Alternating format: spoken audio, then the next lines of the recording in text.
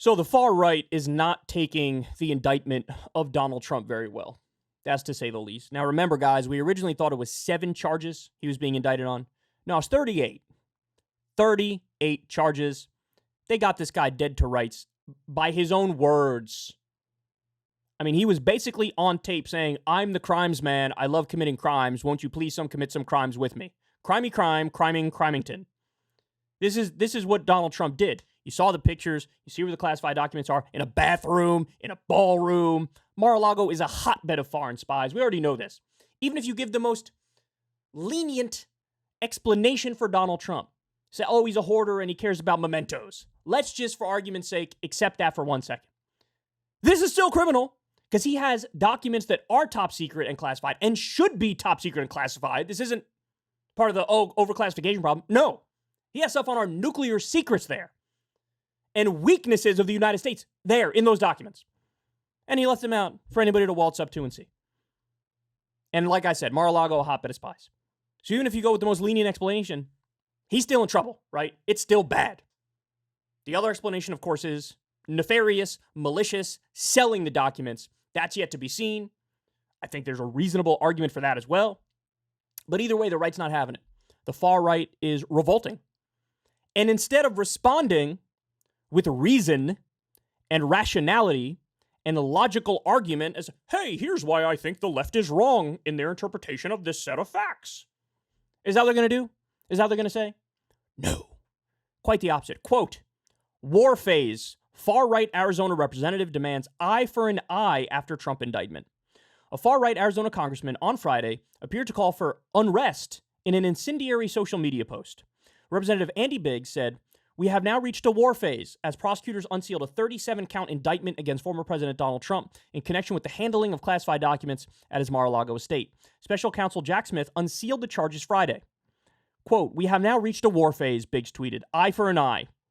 Biggs, in a social media post earlier on Friday, echoed the former president's allegation that Trump is the victim of a political persecution. Quote, the Biden administration is weaponizing our federal police apparatus to target their political opponent. Let me pause here. You think Biden has anything at all to do with this? I have a bridge to sell you if you're that much of a sucker. Biden has bent over backwards to stay out of this. That's what he's done.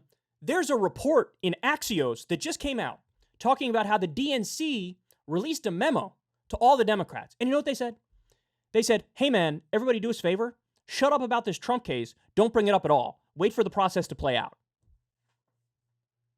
They were handed a political victory on a silver platter. And they go, no, thank you. We wouldn't like that. They are going out of their way to try to be impartial and appear impartial. Biden doesn't even know what day of the week it is. They wrap up his day sometimes at 12 o'clock in the afternoon. The latest they go is 4 o'clock in the afternoon because he's too goddamn old and doesn't know what the hell's going on. But now all of a sudden, he's a mastermind and he's weaponizing our federal police apparatus against Trump. Oh, please. You don't even believe that. You don't even believe that. Quote, even worse, their move comes as soon as we unveiled that both Joe and Hunter received $5 million from a foreign entity. This is exactly what an authoritarian regime looks like. If you have evidence of corruption involving Hunter Biden and Joe Biden, go ahead and charge them. I'm not going to fight you on it. If you can prove in a court of law, if you do an investigation, you have the evidence, you have the proof, you bring it up. Hey, these guys are guilty of corruption and we can prove it. I'll sit there on the sidelines cheering for you. I got no love for corporate Democrats. I got no love for corrupt politicians. You want to take them down, by all means, go ahead and take them down. But notice how dishonest and disingenuous these people are. This is not the argument he's making. The argument he's making is, let Trump go. Well, hold on now. If you think there's a double standard, if you think there's hypocrisy, the solution would be lock up all the corrupt goons. Lock up all the criminals. Instead, it's let my criminal go, but go after the criminals on the Democratic side. No deal on that one. No deal. Biggs, a third-term congressman and a loyal Trump supporter who backs the former president's baseless claims that the 2020 election was stolen, is no stranger to controversy.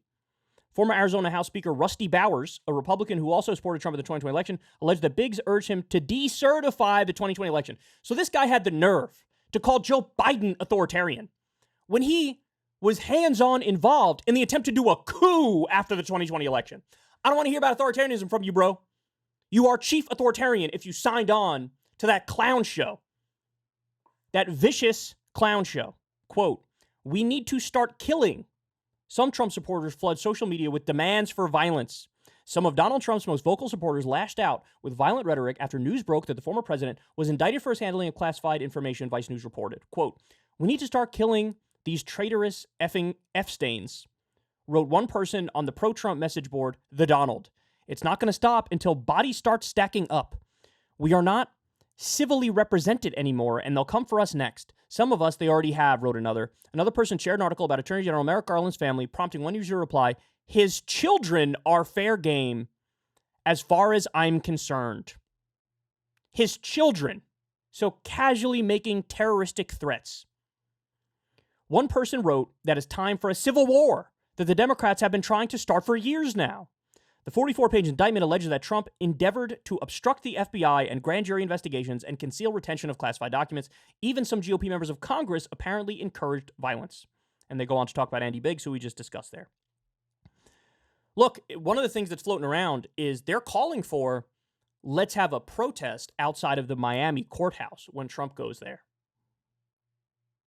Are we going to see another version of January 6th here? Is there going to be violence? Is there going to be rioting? Because Donald Trump whipped a mob up into a frenzy to try to cover his obvious crimes. Is that what we're going to see?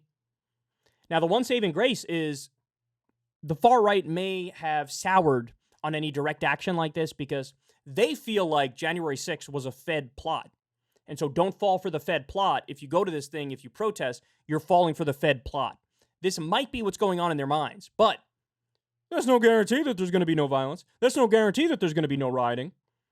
There could still be violence. There could still be rioting. Clearly, the flames are being fanned as we speak right now. So we can only hope for the best. But look, one of the things we haven't talked a lot about, although I think it's kind of obvious, is that Trump has put us in a no-win situation. If he loses the primary, well, this is probably the only good outcome, right? If he loses the primary, he's going to scream election fraud. DeSantis beats him. He's going to scream election fraud. But then he'll probably run third party and tank the Republicans' chances of winning, and a Democrat will win, and that's probably the best case scenario to unfold.